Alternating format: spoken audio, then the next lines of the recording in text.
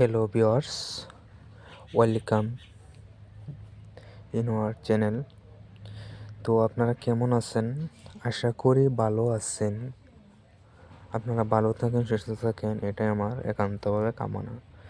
তো আজকে আপনাদেরকে আমি এরকম একটা পাওয়ারফুল বিদ্যা দিব, যে বিদ্যাটা বহুল পরীক্ষিত এবং পরীক্ষা করা।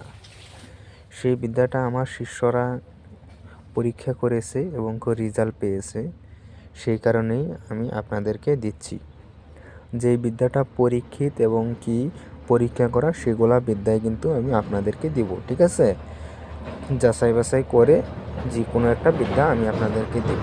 আর আরেকটা কথা, কীরকম ধরনের বিদ্যা আপনারা চান অথবা আপনাদের দরকার আমাকে বলবেন, আমি আপনাদের হিসাবে একজনের হিসাবে একটা একটা করে বিদ্যা দিয়ে দিব, ঠিক আছে? তো আজকের যেই বিদ্যাটা, এই বিদ্যাটা আপনি নিয়মটা শুনে নেন। শনিবার অথবা মঙ্গলবার দিন এই বিদ্যাটা আপনাদের খাটাইতে হবে, ঠিক আছে? সর্বপ্রথম তো আপনারা এই মন্ত্রটা মুখস্থ করে নেবেন। মুখস্থ যদি না করেন, দেখে দেখে পড়লেও হয়, কিন্তু মুখস্থ করাটা সবচেয়ে বেটার, মানে ভালো, ঠিক আছে? তো আপনারা শনিবার মঙ্গলবার দিন উত্তর দিক মুখ করে সামনে আসন করে বসে মন্ত্রটা মুখস্থ করে নেবেন। তারপর আপনার প্রেমিকা, এই মন্ত্র দিয়ে আপনি প্রেমিকাকেও বশ করতে পারবেন আপনার, অথবা আপনার প্রেমিককেও বশ করতে পারবেন। যাই হোক, তো আপনারা কাঙ্ক্ষিত ব্যক্তিকে